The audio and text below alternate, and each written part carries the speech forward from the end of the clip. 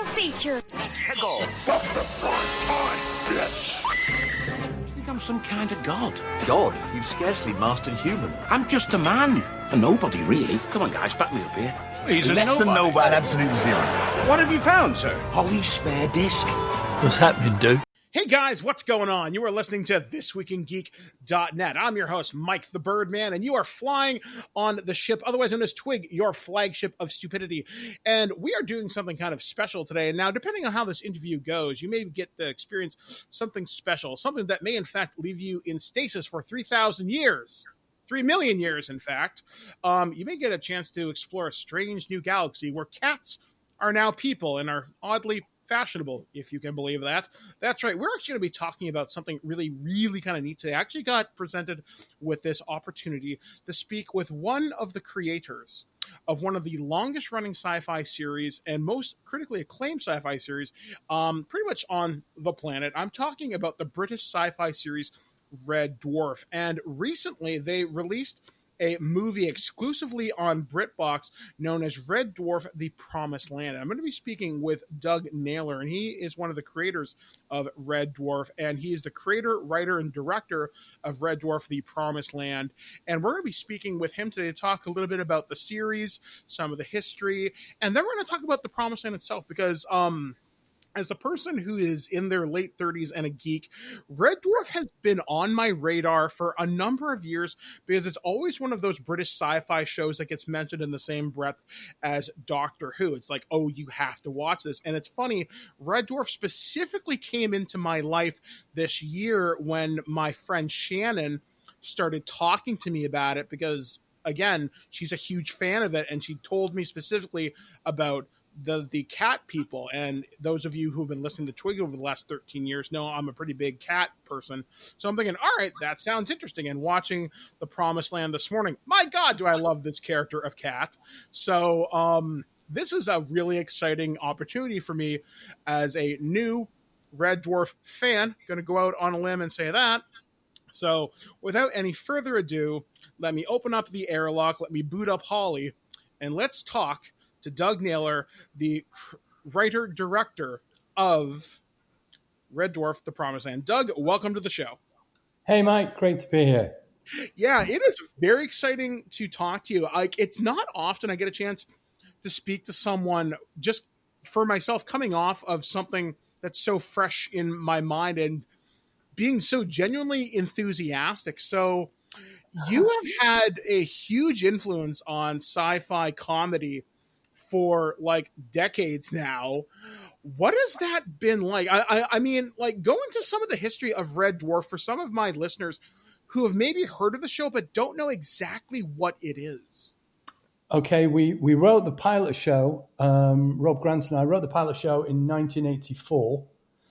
And the basic situation was this guy in a spaceship smuggles on board an unquarantined cat, which was against the rules. He was put into suspended animation. The crew get wiped out. He appears out of suspended animation 3 million years later to discover that his cat has evolved into a people of cats who have mostly left the ship, and his only companions are the ship's computer, which is now kind of computer senile, and a hologram of his dead bunkmate. And then later they meet a robot. And so it's that kind of 4-5 characters trapped in space trying to get back to Earth, which is 3 million light years away. I mean, it's such an odd concept, but it works so well. I mean, one of the things I liked about this, as you mentioned, it's a 4 or 5 character show, and just seeing the chemistry between Lister, Cat, Crichton, it is, and Rimmer, just seeing them all kind of play off each other, and there's such natural chemistry and comedic timing. I haven't seen a show this legitimately funny in a really, really long time. Mike, that's so kind of you to say that. Well, we have been doing it for a very long time. We've been doing it now for 32 years. It got rejected by the BBC, I think, 3 times. And then there was BBC Manchester, which was different from BBC London, loved it. And we got first season off that back in 1988. And then our seasons are quite short. They're usually 6 or 8 shows. We basically did 8 seasons over the years, and then we stopped. And then we came back on a different network, UK TV, and we've done kind of season 9, 10, 11, 12, and this time we've done this 90-minute feature-length special. So during the course of those seasons that aired on television, you received a lot of critical acclaim, a lot of praise for it. What were some of the more memorable moments that you guys had creating and working back in those days? Well, I mean, we won an Emmy, which was fantastic. We won, obviously, various other awards. But it wasn't so much that. It was the fact it was such a struggle to sell the thing in the first place, and how very quickly it got this kind of cult audience, much like classic Trek, who kind of enveloped us and protected us and kind of made sure we didn't die, and wanted us to come back. And we've been off air about 10 years, and still there was the Dave channel was a kind of repeat channel, and we were getting bigger viewers than any show.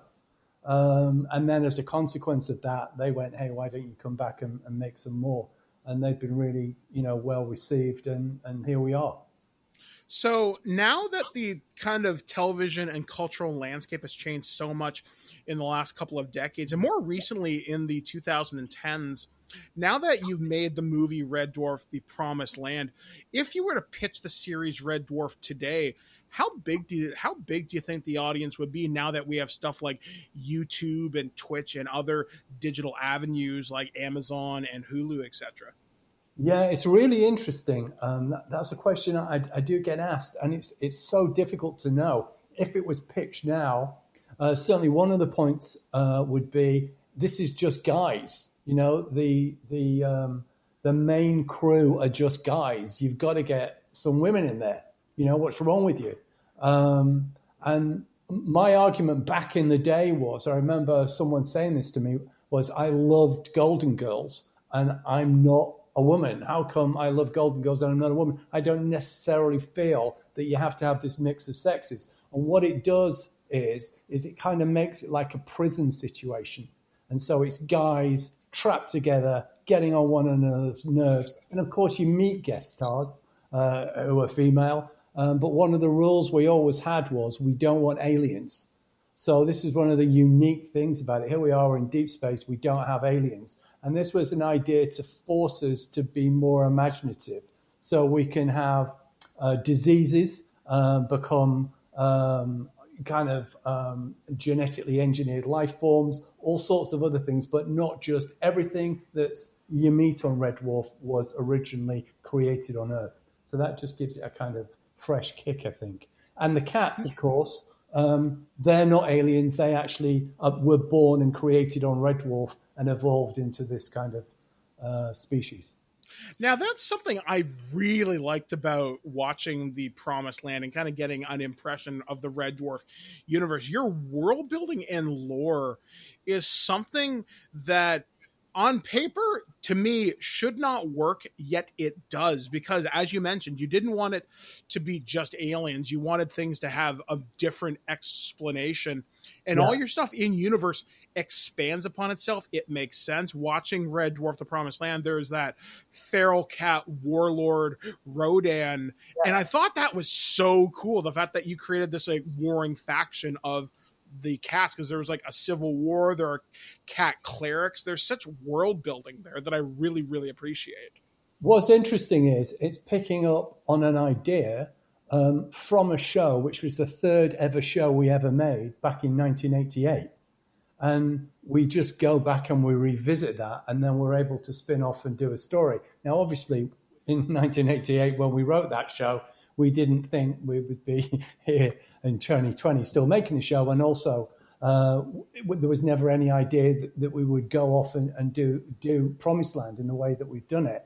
But I do like to go back and pick things from back in the day and then evolve them into and build them into the world. So let's talk about The Promised Land itself. So this movie is streaming exclusively on BritBox. So this movie is an hour and a half. It takes place at some indeterminate point, as far as I know, in the series. But you got everybody back together. The chemistry is all working.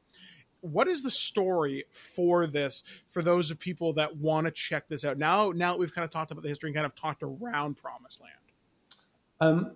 It's basically, just in a couple of sentences, Lister, who's kind of like the hero, the human, the one human, is worshipped by the cat people because they believe he is a god, although he's just a normal guy. And Rimmer gets this, who's a hologram, gets this kind of boost that makes him superhuman. So basically you've got the two main leads are both sort of become gods in different ways. And it's how it basically affects them and almost kills them emotionally with a responsibility, and ultimately how they help one another and survive and become better, I guess. One of the things that I did notice during this, watching this, as once again, this is my first experience with like Red Dwarf, and I keep kind of bringing that up. I got a surprising sense of emotional depth watching Lister interact with Rimmer. There's one scene when they're on the Starbug and they're talking back and forth where Rimmer's having that existential crisis mode, which, by the way, great gag, by the way. And he's literally asking Lister, does anybody like me? And he's going back and forth, kind of questioning his existence, talking about redundancy, like, do I really think for myself? I think, therefore I am, was that old famous quote. And I like how Lister tries to encourage him, saying, we need you, like, you are a part of us. People maybe like there's difficulties now and again with each other, but that's part of being friends, part of being a family.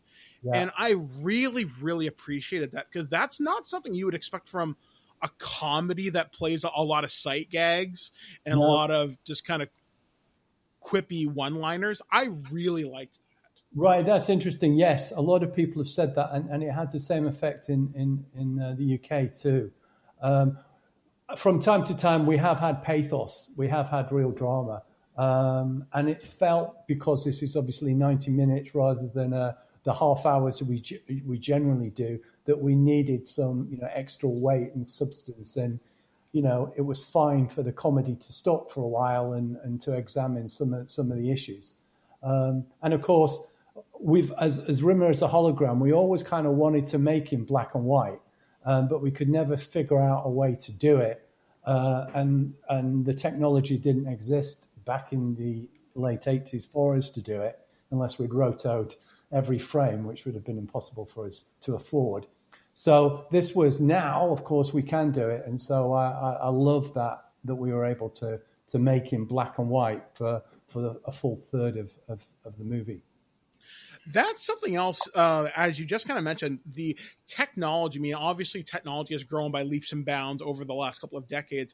This movie looks like there was some real money put into it. Like, your sets look fantastic. Your props look great. I mean, one sight gag that I love is Holly's backup disc, and it's literally a giant 3.5 floppy. Yeah. I love that gag too. Well, I mean, I'm famous for not shooting because I want the set to be better. And so we then spend a couple of days fixing the set, and then we come back and shoot. Drives everyone crazy, especially the production designer.